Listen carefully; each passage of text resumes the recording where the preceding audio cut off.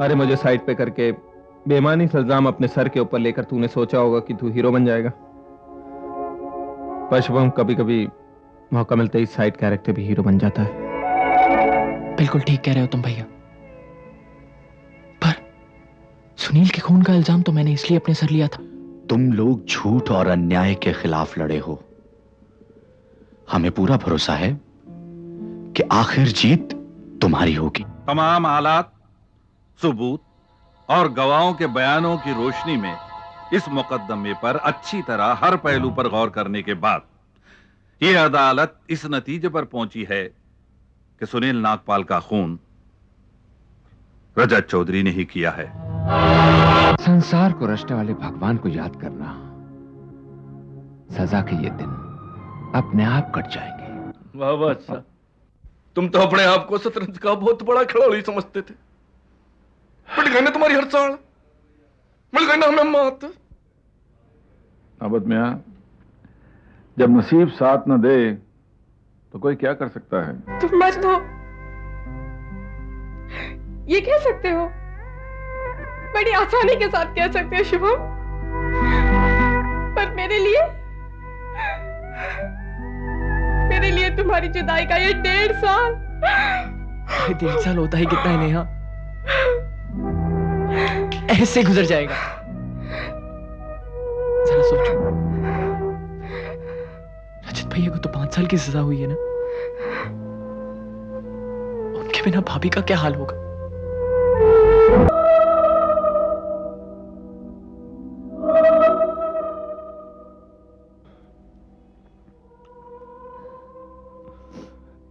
तुम्हें रोता हुआ देखकर यह विश्वास नहीं हो रहा दीक्षा कि तुम वही हो जिसने डैडी से बड़ी हिम्मत और दिलेरी से कहा था कि रजत को आप सजा से इसलिए बचाना चाहते हैं क्योंकि आप मुझे अकेला नहीं देख सकते। और तुमने ही पापा से कहा था ना कि आपकी बहू में इतनी हिम्मत है कि वो हर सच्चाई का सामना कर सकती है, चाहे इसके लिए उसे पति के बगैर ही तमाम उम्र क्यों ना गुजारनी पड़े। छोड़ो दीक्षा, तमाम उम्र तो क्या, तुम तो कुछ ही दिनों में यह हाल हो गया तुम्हारा कि। रजत, मुझे नहीं पता था कि सच्चाई का सामना करना इतना जानलेवा होगा। ठीक कहती है दीक्षा, लेकिन कम से कम हमने अपने शुभम पर यह अन्याय तो नहीं होने दिया। मेरा गुनाह उसके सर तो नहीं चढ़ा। दीक्षा, यह सब नसीब का रचा हुआ खेल है, वरना मुजरिम तो ना मैं बनना चाहता था, ना ही शुभम।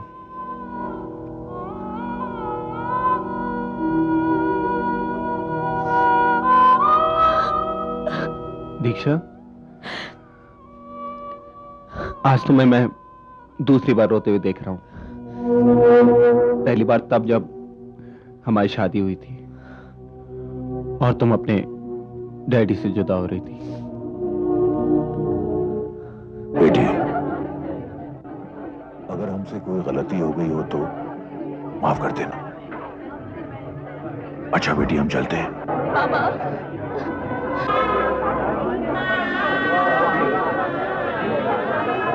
तू रो रही है।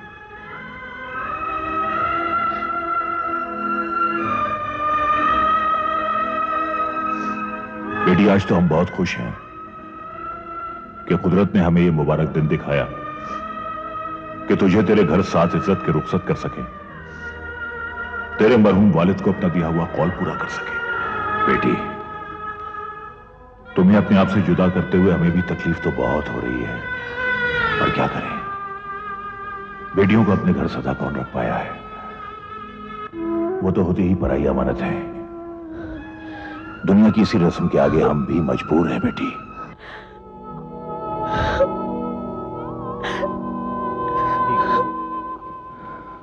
अब तक मैंने और डैडी ने तुम्हें जमाने की हर गर्म सर्द हवा से बचा के रखा था, लेकिन अफसोस अब। रजत, मुझे तुमसे, डैडी से या अपनी तकदीर से कोई शिकायत नहीं है। मैं तुमसे वादा करती हूँ, तुम्हारे बिना अब कभी उदास नहीं रहूंगी, अपनी आंखों में कभी आंसू नहीं आने दूंगी, और डैडी का भी ख्याल रखूंगी।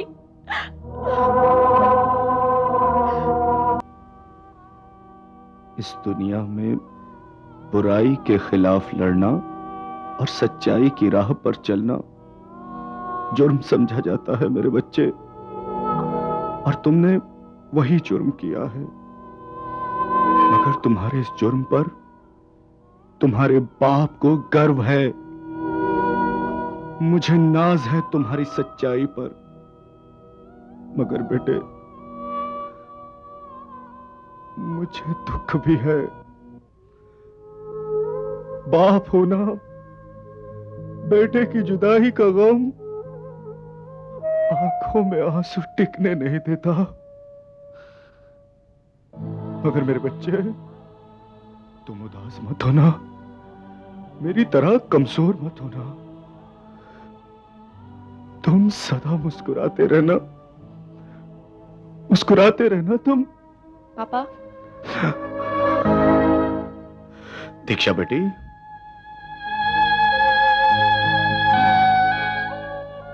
आ गई तुम?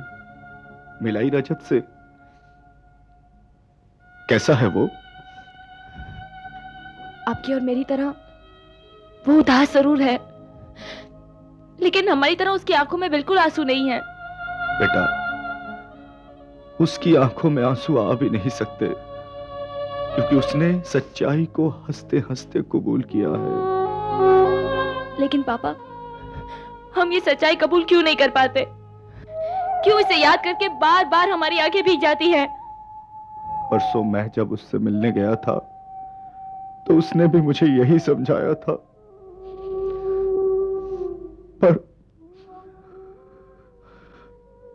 पर मैं अपने आप को नहीं समझा पाता, नहीं रोक पाता अपने आप को।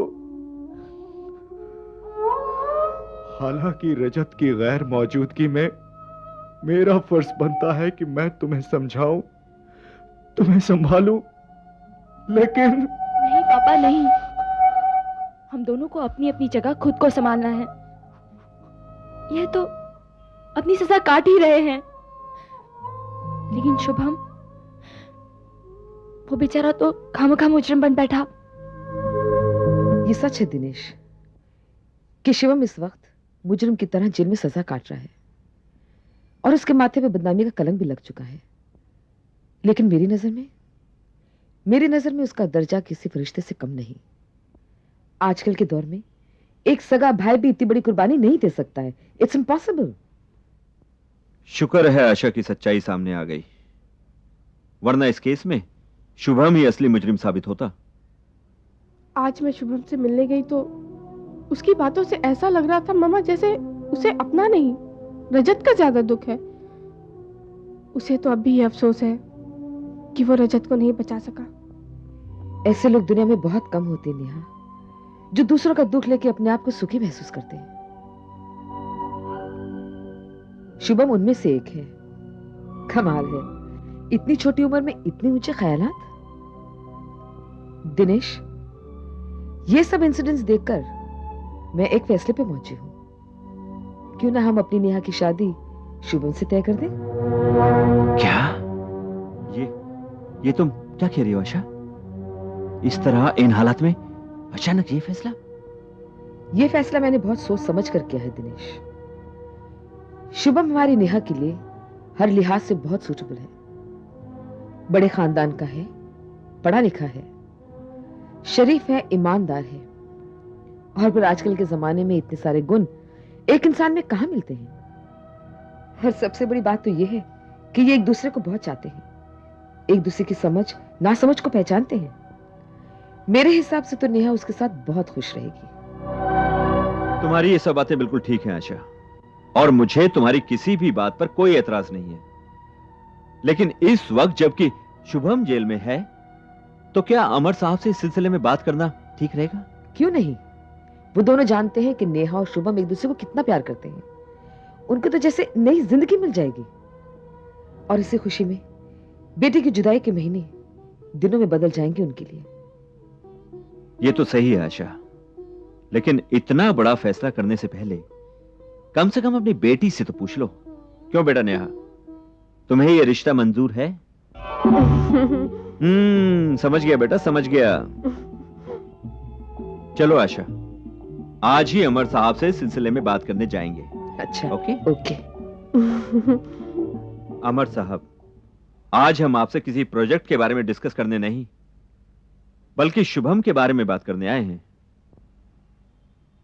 मैं नहीं जानता कि शुभम के बारे में आप क्या बात करने आए हैं, लेकिन आप लोग तो अच्छी तरह से जानते हैं कि शुभम इस वक्त लक्ष्मण की तरह अपने बड़े भाई राम के साथ वनवास काट रहा है, और उसकी इसी त्याग की भावना ने तो हमें उसके मुतालिक इस फैसले तक पहुंचाया। अमर साहब, मैं आपका मतलब नहीं समझा।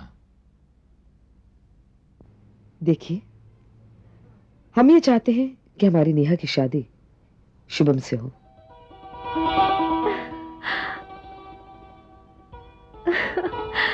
आप लोगों ने नेहा को इस घर की बहू बनाने का फैसला किया है। सच पूछो तो मेरी भी यही इच्छा है कि नेहा हमारे घर की बहू बने। वो गुड़िया सी बिटिया मुझे हमेशा से ही अच्छी लगती थी। अमर साहब, हम लोग बेटी वाले हैं, इसलिए इस रिश्ते की पहल हम लोग करने आए हैं। अगर आप ये रिश्ता कबूल कर लें तो। ये आप क्या कर रहे हैं चंद्र साहब?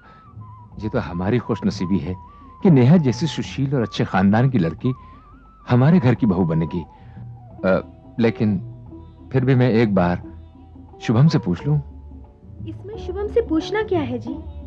मैं अच्छी तरह जानती हूँ कि वो एक दूसरे को बेहद चाहते हैं। उसकी तरफ से बिल्कुल हाँ ही समझिए।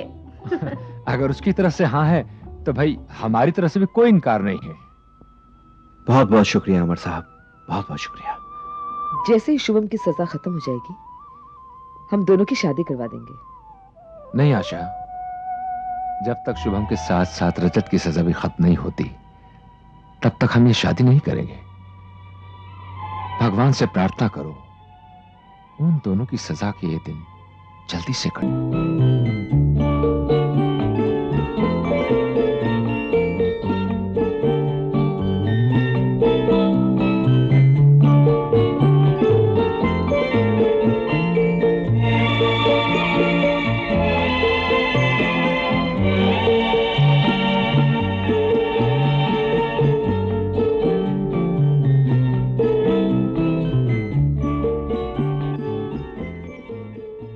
ये क्या कर रही हो सुनंदा? भूल गए? आज हमारी दोनों बच्चों की सालगिरह है। आज ही के दिन हमारा शुभम हुआ था, और सालों पहले आज ही के दिन मैंने रजत को पंचगनी के पाक से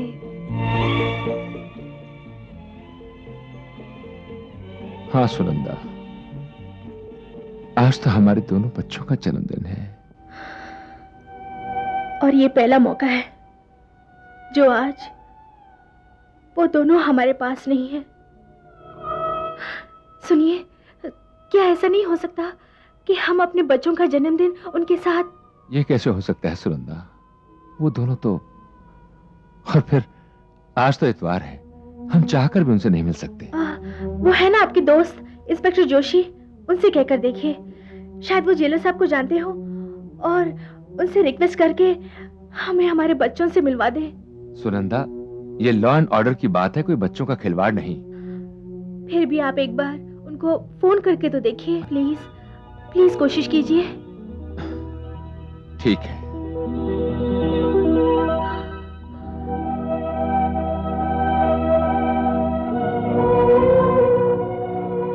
दो मर्डर। ओहो, एक तो फोन ने। हेलो इंस्पेक्टर जोशी यार। गुड मॉर्निंग जोशी साहब, अमर चौधरी बोल रहा हूँ। ओहो, गुड मॉर्निंग। हेलो चौधरी साहब, कहिए क्या हाल है? अरे भाई, सुबह सुबह कैसे याद किया? जोशी साहब, आपसे एक जरूरी काम आन पड़ा है तो वो नामुमकिन की हद तक मुश्किल, लेकिन फिर भी अगर आप चाहें तो हो सकता है। अरे भाई कहो तो सही, अगर मेरे बस में होगा तो मैं जरूर करूंगा। पता तो चले, जरा बताओ तो सही क्या काम है? दरअसल बात यह है जोशी साहब कि आज मेरे दोनों बच्चों का जन्मदिन है और आज पहली बार ही रजत और शुभम हमारे साथ नहीं है और उनकी मां उन दोनों के बिना बहुत उदास है। अगर आप जेलर साहब से रिक्वेस्ट करके उनसे थोड़ी देर के लिए भी मिलने की इजाजत। अमर, काम तो बड़ा मुश्किल है, फिर भी मैं जेलर साहब से रिक्वेस्ट करूंगा, शायद वो मान जाएं। प्लीज प्लीज जोशी साहब। Okay, thank you very much.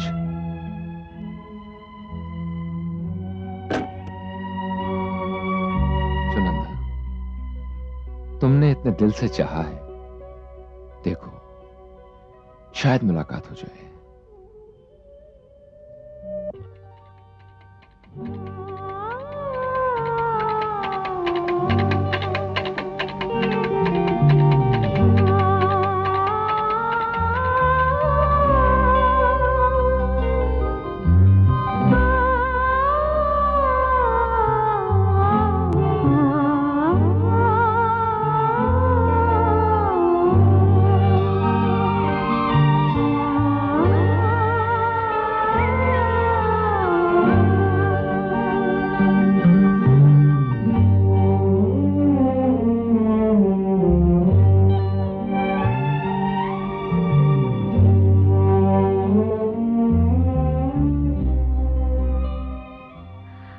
Shubham बेटे,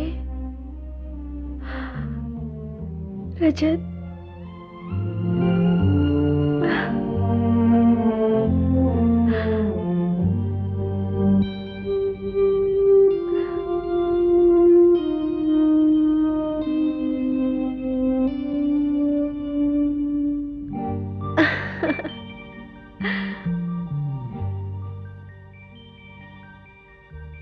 जन्मदिन मुबारक हो मेरे बच्चों। हमेशा हंसते मुस्कुराते रहो। तुम दोनों को किसी की नजर न लगे। जीते रहो।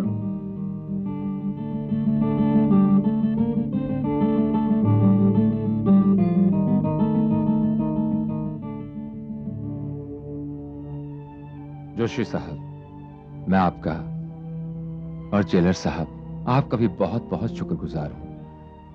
आप ही की मेहरबानी से इन हालात में इन दोनों बच्चों का हम जन्मदिन मना पाए हैं। इसमें मेहरबानी जैसी कोई बात नहीं मिस्टर अमर। भाई, जेल के कायदे कानून सख्त जरूर होते हैं, पर उनके लिए जो खूनी और बदमाश किस्म के होते हैं। और फिर ये बेचारे दोनों बच्चे तो शरीफ बदमाश है। मेरे कहने का मतलब कि हालात का शिकार होकर मुजरिम बनने पर मजबूर हो गए। करेक्ट। आप ठीक कह रहे हैं इंस्पेक्टर जोशी, ये दोनों हालात की वजह से ही सजा काट रहे हैं। कार्तिक, काफी गुजर चुकी है और जो बची है वो भी गुजर जाएगी। आज इन दोनों के जन्मदिन पे हम में से किसी को उदास नहीं होना चाहिए। कार्तिक, इस मौके पर मैं एक खुशी का ऐलान करना चाहता हूं। हम दोनों ने अपनी बेटी नेहा की शादी शुभम के साथ करने का फैसला किया है।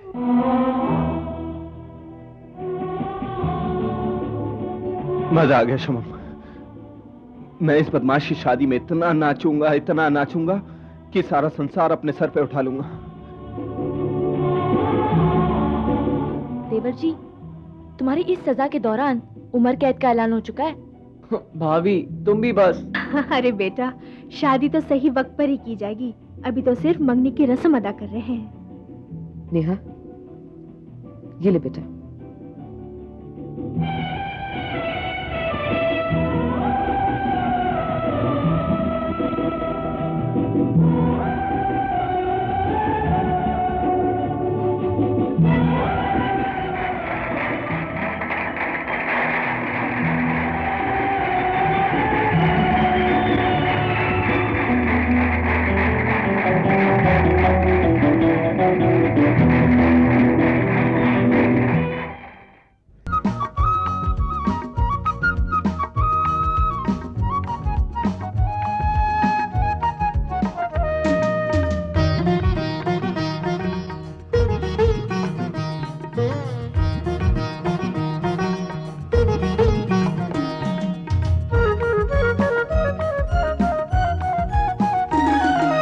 संसार संसार ये संसार